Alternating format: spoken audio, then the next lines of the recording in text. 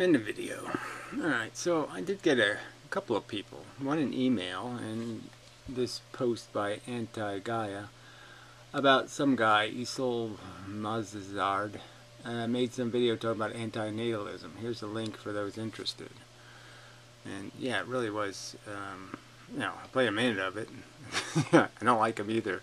It's always kind of funny. There's something about his personality I can't stomach, and his videos annoy me. He rambles on and on.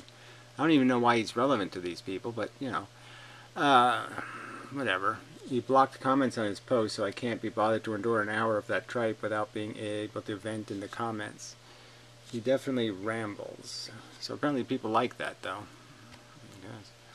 He's pretty much said something like anti-nihilism is nebulous bullshit philosophy. Suffering is worth it because in the real world you can find grassroots ways of dealing with overpopulation.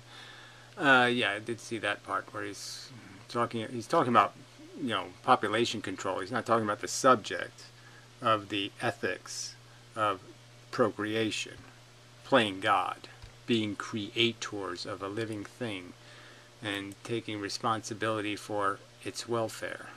That he didn't deal with. That's the subject, right? It should be.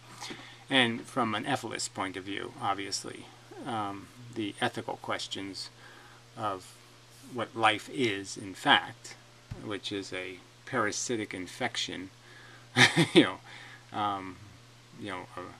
growth on the surface of a planet, that when sentient can just end up torching itself because it's on an island and it becomes cannibalistic.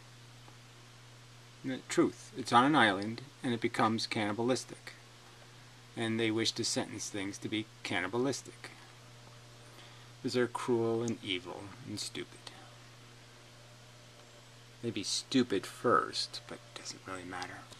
So anyway, it's nice that they're a couple, but from the little bit I saw, she wasn't doing much talking. He just goes on and on and on. So I'll jump around. I don't really want to watch an hour of this either, personally. Hey guys! Hi! We're doing the most hateful and invidious form of YouTube video today. The response video! Everyone hates response videos! Yeah, so it's not rational to actually interact online. That would be silly. But all the time, well, not all the time. We don't even watch YouTube all that often. We don't. Yeah, we just make stuff up and like to talk, and we want other people to listen, but we don't have to pay attention to arguments. Something like that, I guess. Whenever we do, you're like, oh, we should have recorded us watching this. Yes. Sometimes we watch YouTube and we make catty remarks. Yes. See, that's already right there. Oh, catty. That's not a guy kind of word. See, I just never in my life would I go, oh yeah, we sat around, we made catty remarks. I mean, this is really gay. It's like what girly boys do. But whatever. It's like, well, why did... Maybe you can get on that show, whatever it's called, the club, or the... What is that called?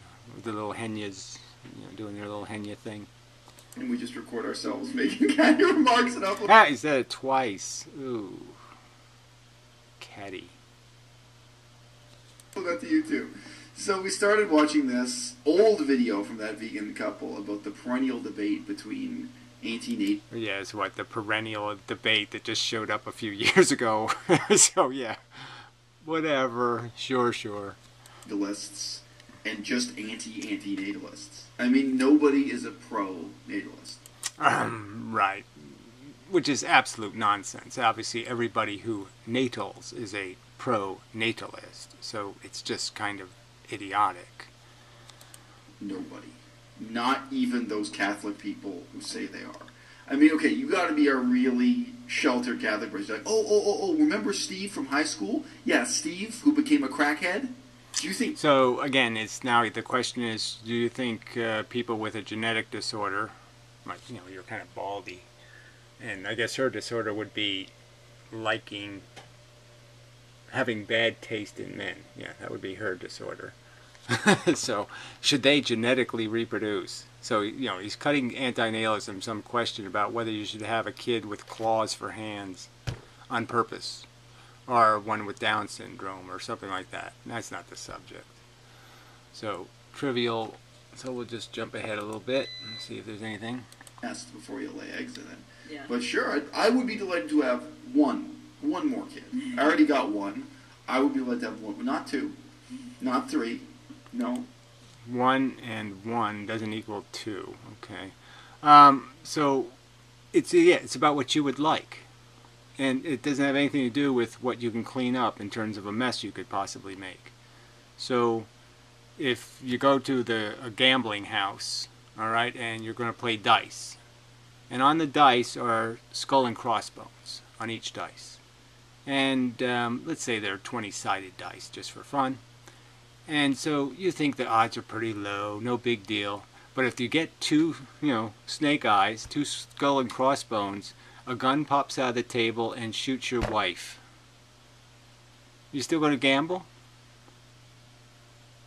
No, well, see, when it's some non-thing, when it's a thing in the non-averse, and you're just going to pluck it out, you don't know it yet. You don't know its disposition, its welfare. You don't know its sensitivities. What if I found the thing that your wife fears the most, and the worst possible kind of death, and I put that on the dice? You still going to play the game? I mean, there's a ton of thought experiments that get to the core of this subject, which is, do you have the right to be a selfish fuck and risk somebody else's welfare? Do you have a right to draw straws, because you like to draw straws, it's fun for you, and then stick them in other people's pockets and decide for somebody else a fate because it's fun for you? Is that ethical behavior? And the simple answer is, of course it's not. What gives you the right to play games like that for your own gratification?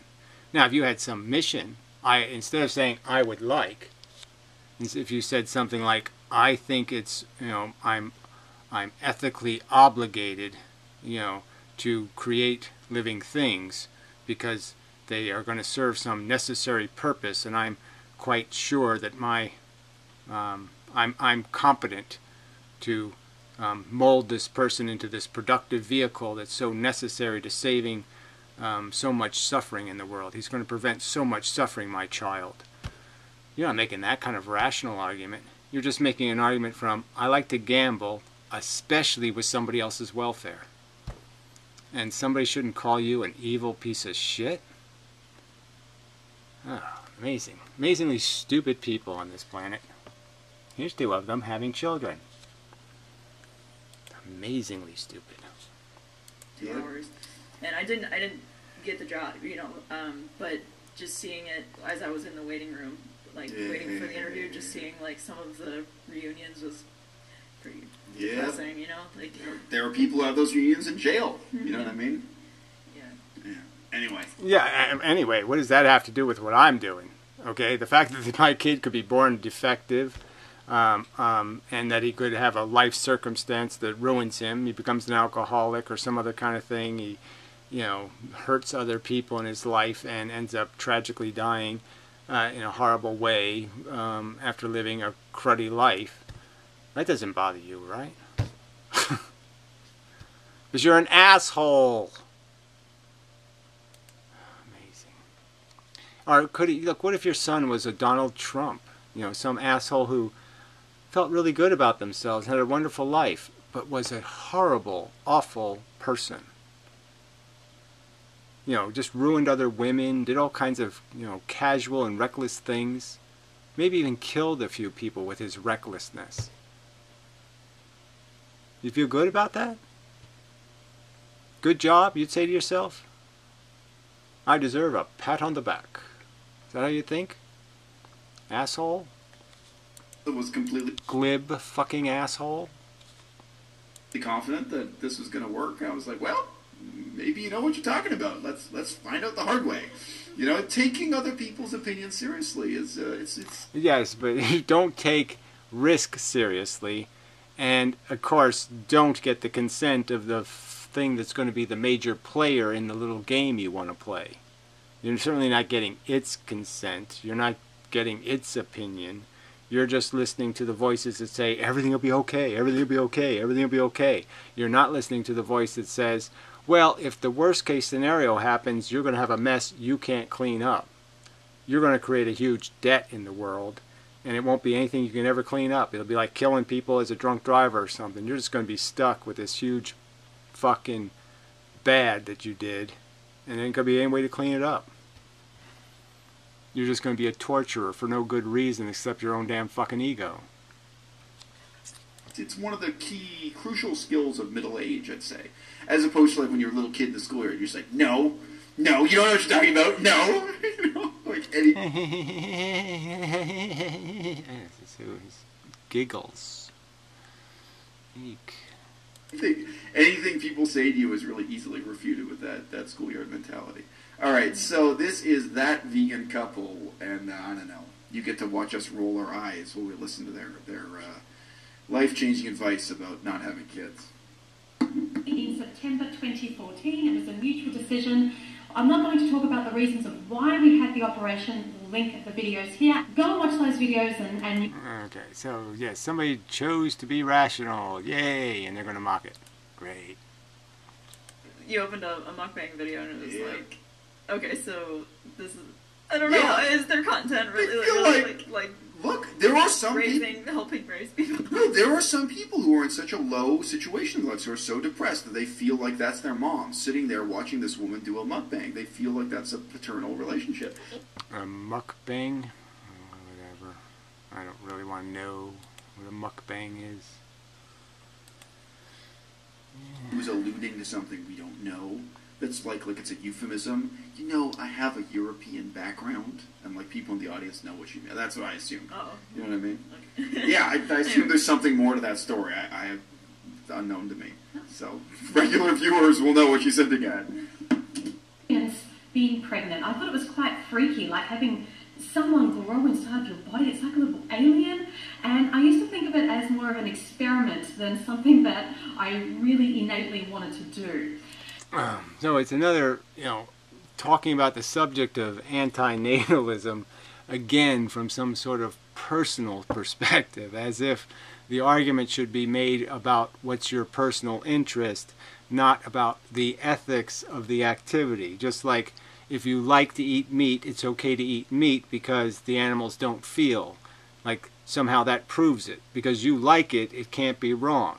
And if you don't like meat, you just happen to not like it, that somehow that's automatically an ethical good. You're a wonderful person when you sacrifice nothing and you recognize nothing, like people being vegan for health reasons.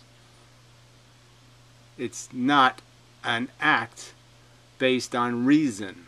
It's an act based on personal interest, not recognizing, oh, there's a bad being perpetrated and I'm preventing the bad. Shit. So let's all not have brains. Let's just have stomachs and sex organs, and let's pretend that that should decide what we want to have happen in the world. We should let our stomachs and our sex organs decide. And the ego associated with the sex organ. Apparently this guy can't get it up, if he hasn't made some babies. It's sort of critical to his self-esteem somehow, or, he needs to play with babies, Ooh. That's a little creepy, isn't it? He wants to nurture them. He loves them like Michael did. Ugh. Fuck. I didn't have strong maternal instincts, I don't feel, until I was about, I think, 29, 30 years old. And oh dear, that sounds like a video really hard to watch. I mean, you should just get to the subject. I mean, all this preliminaries, I don't know. You could go year by year. What did I think of butterflies when I was 7? And then when I was 8, I thought butterflies. And then when I was 9, I thought butterflies were... And then when I was 10, I had a little change because a butterfly gave me a dirty look. And it made me suspicious. And responsibility is a huge part of being a parent. You were a tourist who paid a fee to spend a couple of hours with a kid in an orphanage, But I mean, for you to say on camera, that you were their parent and they were your children, well, then you abandoned them, didn't you? So Yeah, that's a fact of life, though. Is the fact is you have this huge hypocrisy in terms of these expressions of this good emotion you call love, and you give it to things based on their genetic code, for fuck's sake. I mean, it's completely insane. Like the brain of the orphan child is somehow different than the brain of your own child by any kind of logical standard, when that can't possibly be true. And yet somehow you make it a rational equation. Somehow you make that bigotry into something reasonable when it's overtly not reasonable. The child isn't possession. My is irrelevant to the word child, for fuck's sake. It can't possibly have anything to do with what is meaningful as the property of child. The property child, me, mine, theirs, thems, has nothing to do with it. And yet you're making it have something to do with it.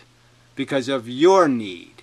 Because of your psychological problems. Not because it's right, but explicitly because you have to rationalize your stupid, sick psychology.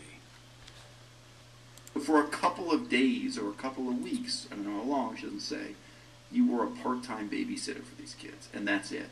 And if you don't really know and don't really appreciate how deep the difference is between that and being their parent. Well, again, if you don't appreciate how there's almost exactly nothing that should be different. There's no way you should treat somebody else's child any different than you would treat your own in terms of your concern, your worry, your desire that they be properly inspired or motivated, or that their psychology not be brutalized. How does it make any fucking difference? Oh, that's right, it doesn't make any fucking difference. You're just bigots. Egocentric, selfish bigots. Whenever they get their own job and achieve independence, which is normally about 5 years after you graduate university in this century. I mean, it's a long-term commitment. But no, you don't know what it's like. You know, sorry, I'm just going with that vegan couple. You know, kind of shame on you for saying this. And I think any parent watching this would really cringe. I know the word cringe is overused. Yeah, that's right. Yes, and this idea that we can't imagine your perverse gameplay, okay, that somehow you know that this is what life is cleaning the nappies and such, and watching the kid puke out its food and all that fun stuff, and then watching it grow up and fall down, and being there when potentially traumatic damage might be happening to your kid, and experiencing those feelings. And then when they get a little bit older and they start going out into the real world alone, okay, without you watching to see what's coming for them, what kind of baddies are heading for them, you think that's all part of fun, and you think we, as people not insanely stupid, can't imagine what it would be like, having your 17-year-old son going out for getting his driver's license, when he's really probably not responsible enough to be flying around in something that weighs a couple of tons, and you're just going to say, oh yeah, it's all right. I wasn't anything like an asshole when I was a kid. I wasn't anything like lucky to get through my childhood without hurting someone else or hurting myself in some kind of catastrophic way. You can't imagine that because you lived a life as a child, you don't know what it is to have children. Yeah, wrong answer. No, I can't imagine. What I can't imagine is how my parents could be so fucking glib when I think back. How they could be so fucking relaxed when they were holding such a massive responsibility in their fucking hands. That's right. I don't know how they could peaceably eat their dinner even. Contemplating the future of the individuals they've thrust into a very dangerous and ugly and smelly and crappy world. A world where deserve will likely have not a motherfucking thing to do with it. You people are just amazingly glib. As if you walk into a dark room and there's a snake coiled in the corner hissing at you. You know, so you may not have had experience of that, but if you have, it's not even fear, but you have this instinct that fills in your mind, there's a snake in the corner of the room. You know, it leaps out at you, your whole mind, you know, becomes very clear and bright. You got millions of years of evolution behind you for that kind of reaction. You shouldn't even bring that up. Because yes, all the evolution is all for a negative purpose, to modify a molecule. And throughout all of the other organisms, and even our own history, the way that game was played is the things you killed the most were children. The very thing you say you love is the thing that got killed the most brutally and harshly and cruelly of all the things that got killed. They got the worst of it, the children. The things you're sentencing to exist were at the highest risk of dying. And that's the ethics you say we should live for. There are moments like that where you feel instinct without any of the intermediate layers of... Yes, instinct, whatever that is. Okay, yeah, this notion that there's some sort of instinct besides me hungry, me horny. Yeah, no, I'm sorry, there really isn't. Cognition and imagination and reason where, you know, your mind reacts. Sure, I wake up in the middle of the night, you know, where is my daughter? Is my daughter okay? It's awful. That's what it's like being bonded to a child. You know, it's, and, you know, living, it's because for the first year of my daughter's life, I was with her 24/7. I didn't even have a job. I was a full-time stay-at-home parent. Okay, right, and right there, yes, we're completely different human beings. Because if there isn't a male instinct, it certainly isn't being a whatever duty ass wiper thingy. No. But anyway, again, that's a separate subject. So he talks about the idea of worrying for his daughter. And what if the worst happens? So what if you roll your dice and it comes up the skull and crossbones and your daughter dies of cancer brutally over a 4-year period? You're saying, I'll say to everybody it was worth it. It was worth it. I had a great time. And, yeah, well, she didn't, but I did. I had a great time. So it was certainly worth it. Do it. Go ahead. Risk it. It'll be okay. You'll get over it. It's only a fucking kid, for fuck's sake. I'll make a new one. And what's your rationale? I love it. I care for it. I worry for it. I see it destroyed right before my eyes in a brutally horrible way. It's all okay. Hey, everybody, it's okay. So you're not going to be a hypocrite, right? So if the worst happens to you, and it happens to people, their first kid dies, second kid dies, you'll tell them, go for it. What's a little pain? Who cares? Who takes this shit seriously? Really? Who takes having kids seriously? Really? Dime a dozen. Spread some more horror and pain and suffering. For what purpose? To satisfy your glib egos. That's all. Because you have some ego problems. You can't figure out how to make a life of your own. You have to somehow live behind something else, vicariously through something else. You know, because you can't handle the job of living. And yet you're pro-life. Amazing. Hold her and cradle her and rock her and feed her and, you know, wipe her bum and all this stuff you do. I don't know if you did any of that with these kids, but fundamentally, I mean, there's a creche in the background there. There's a cot. There's a baby's, you know, crib. You didn't buy that crib. You didn't assemble that crib. You didn't sit there next to that crib reading a book while the kid was sleeping. Yeah. So like again, so we can't imagine their special parenty world because we weren't kids and we didn't live through it personally. Is that your argument? I wasn't really a kid and I didn't live through it personally. So I can't possibly imagine the experience. Yeah, I can. And I can imagine I wouldn't do it for my own benefit. There's no reasoning that at all makes it sensible for me personally going to profit from this incredible responsibility that would occupy every spare moment I have. Maybe I'll watch a movie. Oh, wait a minute, I can't watch a movie because I have to plan to protect my children from all the horrors that exist in the world. I have to make sure I'm going to be there, okay, in case their tightrope that I threw them on breaks. I have to figure out the net. I have to figure out a lot of things. I have to be ready for this job. So I can't have any free time anymore because I've got a fucking responsibility. You don't get it, asshole, glib fuck. Moving on. Oh, let's see what the laughy part was. Little endearing laughy. And I remember thinking, oh, well, if the condom breaks and I happen to fall pregnant, oh,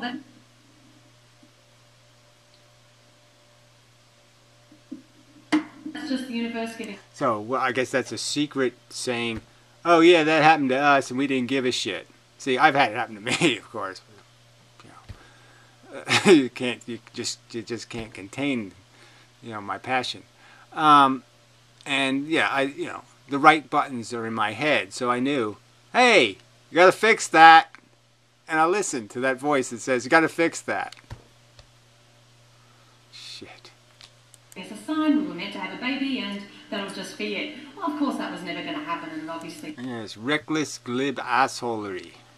It didn't happen. But I was actually quite... Hashtag condoms. Yeah, they work if you have any kind of brain at all. Emotional. I did cry that night. It was just like this, the finality of it sunk in. And yes, of course, you can freeze your sperm for later on, and you can also have the operation reversed. But we knew that once we made this decision, we didn't want to do either of those options later on. So it was very much a final, this is it, this is happening. Yeah, well, like I said, it's simple for me because, yeah, I just say, I wish they did that when you're, when they're circumcising you because that's rational. Yes, sterilize me too, thank you. I would appreciate it if you get it all done at once. But whatever. Now, post-vasectomy operation, completely different feeling. I felt like 1,000 tons of pressure and weight were lifted from my shoulders once he got the snip.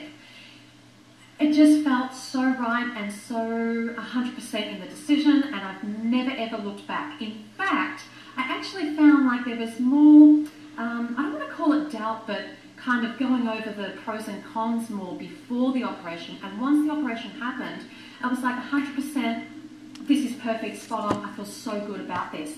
I've never... So again, this is really not the subject of antinatalism, which is the ethics of having children, not the will it make me happy. The subject isn't what will make me happy. That's not the subject. The subject is it ethically all right to play God and pretend you can control the experiment and that you can, and that there are, that the downside risks are acceptable. That if catastrophe happens, it's okay. So it's like a nuclear plant kind of thing. And going in saying, well, meltdowns can happen. We're going to accept that. We haven't done everything we can do to stop it, which is not making the plant. And we're going to accept the risk.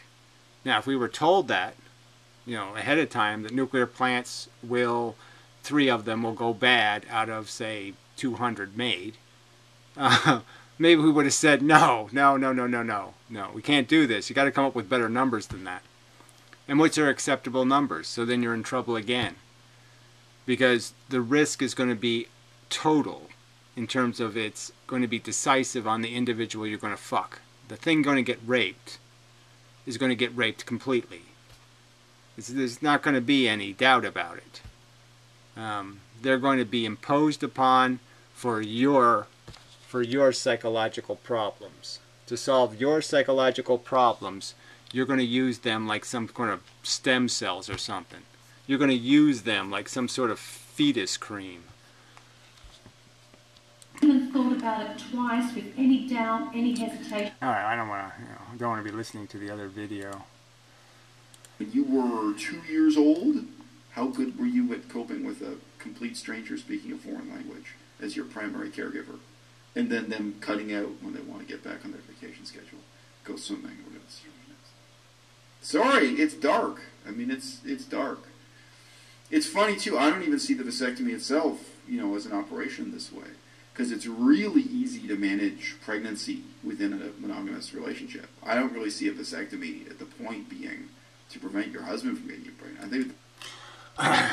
Well, clearly it does make things simpler. So, I mean, it takes a lot of worry out of it. So I don't know why pretend it's not an issue. It's some issue. So I don't know why you were giggling about condoms before, and now you're talking as if, oh no, you can perfectly take care of that in a relationship. I don't know. But, I think in a lot of societies, women didn't even have that choice. Yeah, absolutely. In a lot of traditional societies, women didn't even choose who they married. It's arranged by their parents or what have you. But yeah, if we're talking about being able to make a choice, sure. Different cultures and different levels of technology. Right, so he talks about it like it's a past thing when, no, it's like half the people on Earth right now are still stuck in that world. Half the women on Earth right now, at least half, are in living that life right now, where it's not going to be their decision. Their fate isn't in their hands. Dictate, different choices. But for most of human history, in terms of the first pregnancy, with women, it's like a 50% chance you're going to die. And so, with second pregnancy, they were much safer. If you survive your first pregnancy, then you're likely to survive. I don't think that's anything close to an accurate statistic. The first child, you had a 50% chance of dying? Not really. No. Yeah. But it was pretty much flip the coin. So, for most of our history, a life and death decision, for the mother, let alone for the fate of the child thereafter. Right, and that has nothing to do with the husband, right, who is just being glib about the whole damn thing, right? So again, it's just this idea that you people talk about how you're life lovers and all this crap, and I'd say your love is so superficial, because if you could accept a life on those terms, I'm for the purpose of having this child, for which serves nothing but some sort of band-aid for psychological problems, I'm going to risk losing the woman I love. I'm going to roll those dice with those skull and crossbones on them. And skull and crossbones that you're arguing were a 50-50 chance. And then you people are going to talk to me about how you know what love is. I'd say you don't even have a fucking clue. Not even close to a clue. True that. Well, that we've created. Yes, ideally, in a perfect ideal world, Luke and I would have very much enjoyed having our own children and raising them. Whoa, so I actually wasn't expecting to go there. For me, that's a plot twist. Yeah. Oh, plot twist. Yeah, well, the whole idea that people can talk about, well, yeah, I can imagine us being apple pickers in, the south of France. And I can imagine us being, super cool people in, modern China. And I can imagine us being, going to Iran and being, people they throw rocks at and stuff. And I can imagine, maybe some people have no clue what their identity is, what they were suited for. They don't have any kind of narrow road they would like to travel in terms of tastes. They'll eat anything, apparently. Sleep with anything, apparently. Yeah, not me. No. I didn't think she'd blame the world for why they don't have kids. See, I don't see it that way at all. I think it's a judgment call about who you are. I didn't watch either. Right, okay. So, yes, obviously, so somewhere in this video they made some statement about the fact that, look, the planet Earth is doomed. Some generation's going to be stuck with the liability. There's every prospect that human beings, there's no evidence that we're doing the peaceable thing. So we're just going to escalate the violence, and sooner or later a generation's going to live where a nuclear bomb goes off again. And it could be the next generation. And so I'm going to have a kid and place him in a world where nuclear bombs are going to start going off. Because I am a generous person. You could just point to Trump and say right there's reason not to have kids. This is what we call a leader now. video that she mentioned, but she said that she didn't know they weren't vegan at the time that they were at this orphanage, and they didn't know the reasons for going vegan. And I assume they think it must be like knowing about ecological damage and the future of our planet. Okay, so it's about the planet and the future of the planet, and that's the... So again, fuck the suffering. The suffering isn't the subject. You know, and of course it isn't for most of these people, because most of these fucking fake vegans think nature is a wonderful place. And it's just really cool that 10 lion cubs, for every lion cub that successfully gets to his first birthday, 10 of them get killed brutally. That's good. Those are good numbers. What are you complaining about? 30,000 dead little baby sea turtles for one sea turtle. One. 10,000 dead baby octopuses before they're a year old for one octopus. This is what they want to sentence living things to, is a quick, brutal death. Get born, brutally die. Get born, brutally die. And yeah, humans get to do, get born, go through a whole bunch of horrible crap and divorces and all kinds of evil shit, and then die. Fuck you! What retards. Planet, environment, future of... But look, to me, that's... I mean, look... Oh, save the crocodiles! Yes, save the environment!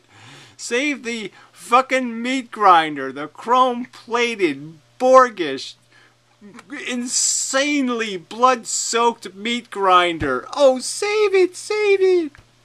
We must grind the meat! Oh, you people are pathetically stupid. So I got a cousin who's a gambling addict, you know, compulsive gambler. For him to make the decision not to have kids. So are you. Newsflash. It's, okay, pretty straightforward. But it's about who he is. It's about what he's... so I don't know. So compulsive gambling is now a genetic disorder? Oh, please. Capable of, etc. To make the decision on the basis of what the world is. I don't know if I can get behind that. You know, I think I think you've got it the wrong way. Okay, so if you just survived the Black Plague, right, and cholera, right, huge outbreaks, Europe is on the brink of war, and you think it's logical to say, I'm just going to ignore all these circumstances and just throw a kid into this jeopardy. Even though you can't even imagine how it's all going to be all right tomorrow. That tomorrow is going to do that whole happily ever after thing. That there's like this new sun is going to rise and it's going to burn all the evil mortars up and everything will be cleansed and clean and they'll live in a pretty clean world. I mean, how bad does it have to be? I mean, I make these arguments. I mean, how brutally does your kid have to die before you say, oh shit, that wasn't worth it? I don't know. I just don't think that's the way to think about the problem. Well, I think it goes back to what you were talking about in your discussion with Ask Yourself. You know, like you're okay with putting yourself, raising a child in Compton or whatever. Like a lot of people would say that they're not. A lot of people are just, you know, they see doom on the horizon. Well, okay, look. I mean, Well, let me rationalize that with some sort of complete bullshit. Like, yeah, it's okay to raise a kid in a place that you know there's no chance they're going to survive the peer pressure and it's going to consume them and they're just going to be a shithead. Your kid's a guaranteed asshole.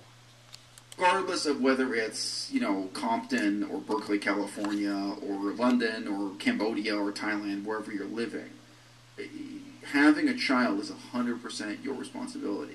So it's 100% your fault, or you know, your glory, or whatever. If you do it right, I just see that as 100%. So he thinks that people actually do that. That it actually turns out that if you put the effort in, you get the reward. That somehow being a good parent guarantees good kids. That there's some actual facts that indicate that's how the world works. When, no, the actual facts are that has nothing. You can keep your kid with its arms and legs, maybe. You can do minimum things. You know, protect them from overt diseases and such. But there's not much else you're going to have any control over, as much as you think. And that's demonstrated all over the world, every day, all the time. That their parents don't make kids. It's on you. If you can't cope with life in Thailand, you can't cope. A lot of people can't.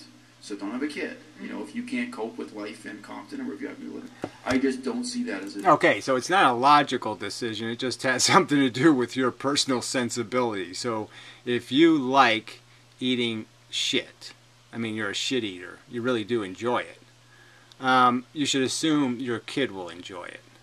And you should thrust him to a world where we eat shit. And you should just assume that because you like it, you can make him like it. Amazing bullshit. As a decision, I just don't see this thing you can pin on the world or pin on the city I've been living in. I don't even understand how somebody can't see it as a huge liability. You're raising a kid on top of a garbage dump in South America. You go out every day for 12 hours and pick through garbage.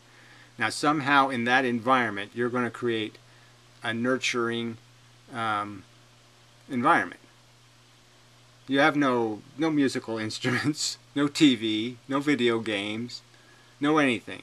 Your kid will have to just carry water for 3.5 miles and make 4 trips a day, and that's its life. That'll be its education. That's responsible. That's being rational. You're insanely stupid. Whether it's Compton or Chiang Mai, I just see that being an example of a decision that has to be 100% on you. Yeah, the decision is 100% on you, and the fact that you think you're going to control the outcome makes you an irresponsible person making decisions, because you frankly don't understand reality. You don't have the right to be making decisions when you don't even understand the game you're thrusting the victim into. Oosh.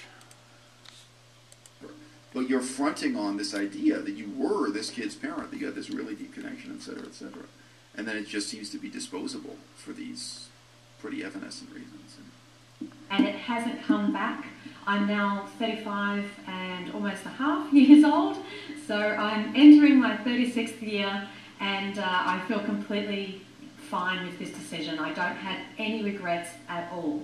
And I'm also really glad that... Well, I'll just say, if what she's saying is true, it may be bullshit. But if it's true, so there's a little girl who was deeply bonded with you and you thought you were going to adopt her and become your mom. Do you think she's left with regrets for the rest of her life? There was a wealthy white couple who did long-distance cycling who were going to adopt her and who suddenly decided she doesn't matter. Well, again, and that has to do with whose creation. She created the orphan? No, she didn't create any orphans. So you're saying now she's somehow obligated?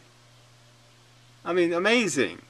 You're not obligated to clean up that mess that other people make. Why don't you clean up that mess? Why don't you go get that orphan and save her little life? That's just so fucking putrid. You're the one who wants to have kids, and you want to make another you.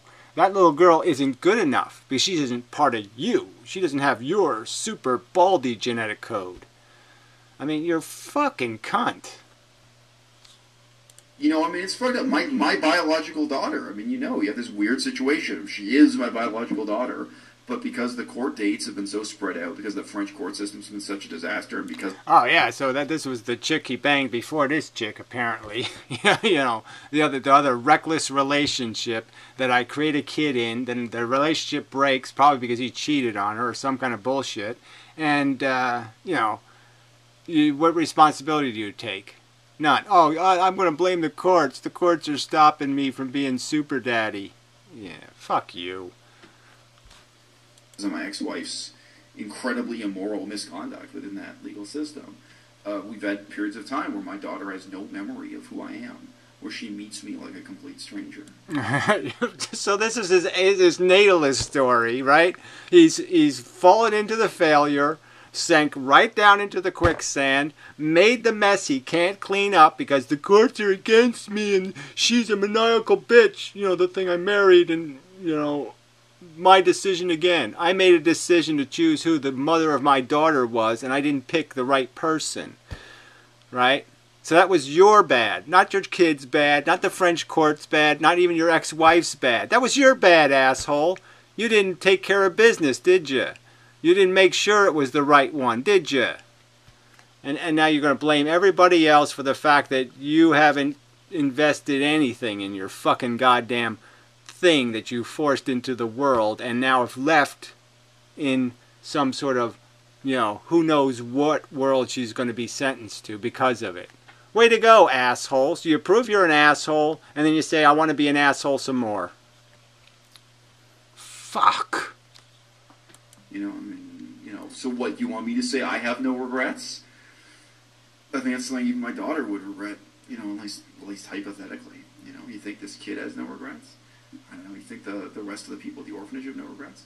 Or own up to it and admit that what you were doing at that orphanage was just bullshit, Dharma. Yeah, well, admit what you were doing in your procreating was just sloppy, reckless, self-serving behavior, that you're just being a selfish cunt. You're doing what you want to do, and you're using somebody else's body, putting it at jeopardy. The bullets are going to hit it, okay? They're the ones on the tightrope.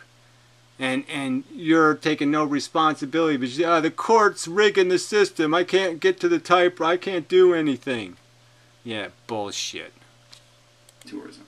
It was no more meaningful than claiming you used to be a Buddhist monk because you spent 2 weeks in a Buddhist monastery on a Dharma tourism program. Oh, right, yeah, right. So you can't know something, by reading the condensed version. Bibble babble bibbly babbly boo, and you go, I can't understand that. I don't know what this religion's about. The poor will be with you. I could take just 2 lines from Jesus. The poor will be with you always. I will be here but a short while. There. Now we're done with Jesus being the Savior, right? Because he's not going to fix the poor thing, and he thinks 40 years is a short while when everybody else didn't even live that long and had leprosy, and he's complaining. I only get 40 years not having leprosy. Gee, why can't I have some fun? And he's your savior. Right, so we're done with Christianity, right? I don't have to read anymore, do I? Haven't I got the whole story right there? I'm sure you can do the same thing with silly Buddhism. You just read the story of Buddha and you say, oh, okay, he was talking to Death. Death was very impressed by the fact that he couldn't be bribed. That's very nice. But he still wants the answer. What's it all about? What's it all about? And so finally he tricks Death into giving him the truth. And what's the truth? Well, you jump into a fire and you don't have to come back.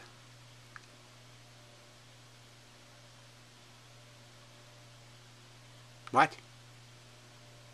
So I get to know the secret of not coming back is jumping into a fire, and you just won't tell everybody else that that's the secret? Shit.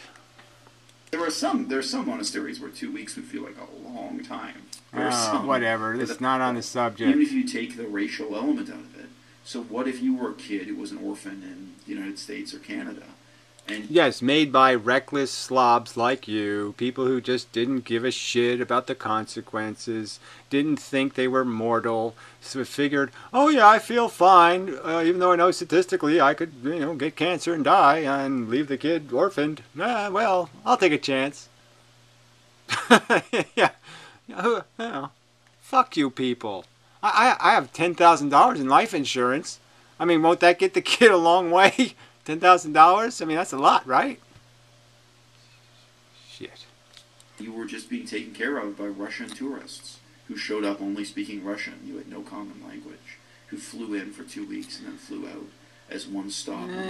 Awfully boring. So they could have these deep boring, blah, blah, I'm not going to say it's exploiting blah, the kids. Blah, blah, blah, but, obviously there's a way that blah, blah. Like everybody isn't exploiting kids. You see it all over the place. They dress them a certain way. They make them go to their little institutions. They make them play their little square dances. They make them conform. Be one of us. Be one of these people that go like this all day. Bobble-heady, bobble-heady, bobble-heady. Be one of us bobble-headies. Be a glib piece of shit like us. I never fell for it. And so that's why my life has been extremely miserable. Because I never fell for it. Yeah, that's right. I'm not going to be part of your Borg.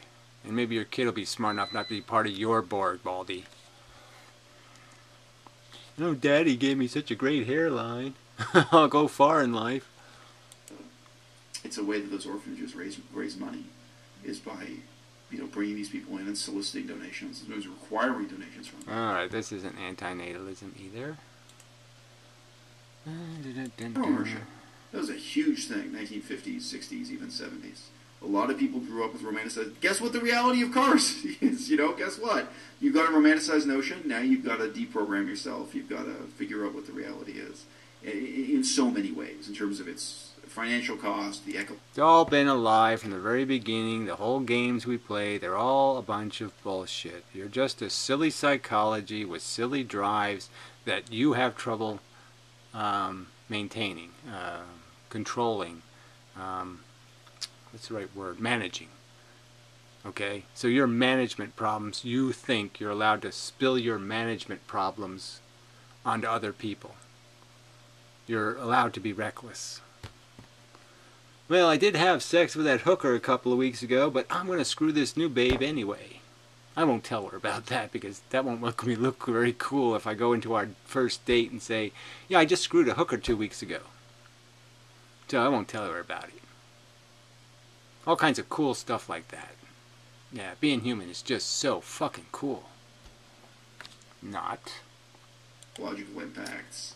There were just a lot of reasons to be disillusioned with car ownership. Social impacts too, just how cities are structured. And I come from the Motor City. I mean, right. It's very obvious that. Yeah, it was built for cars, not for people. Right. As opposed to Venice. The differences in culture in a city where you can walk around to get one place to the other versus where you drive everywhere. And whenever I was hanging out with my professors at UVic, it just was even UVic. If I went somewhere, even if it was called, like explicitly called UVic, I wouldn't call it UVic. I'd come up with some other name for it. In Saskatchewan, it's hilarious to me that these people do. Oh, he's Canadian. No wonder why he's an idiot.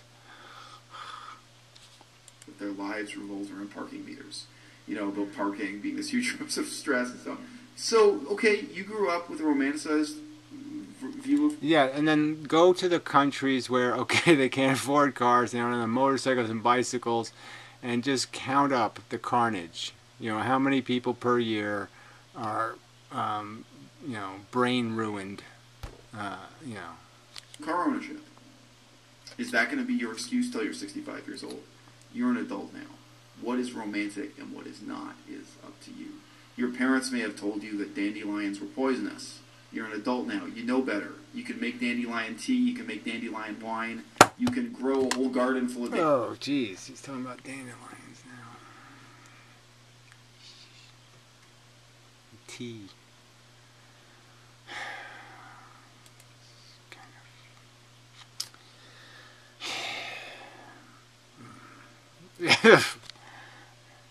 Just feels like cooties. No parents. So I don't think your regrets are the only ones to be considered here, if you're making that claim. Bibbly babbly. I guess he made a point there. Sorry, on the topic. If you have any questions, ladies, please post them down below. And thank you so much for watching. I'll see you in the next video. Bye for now. So that got dark quick. Yeah. Any closing thoughts from you? You went through a period of your life when you thought you'd never want to have kids. No, I don't know. Was that like 10 years long or something? Something like that. No. Maybe less. Oh, so they're not even convinced, right? So I have psychological vacillation on the subject, and that gives them still, that makes their confidence even greater now that they're making rational decisions. So it's like the suicidal person, persons who have been suicidal at periods in their lives and they become pro-lifers.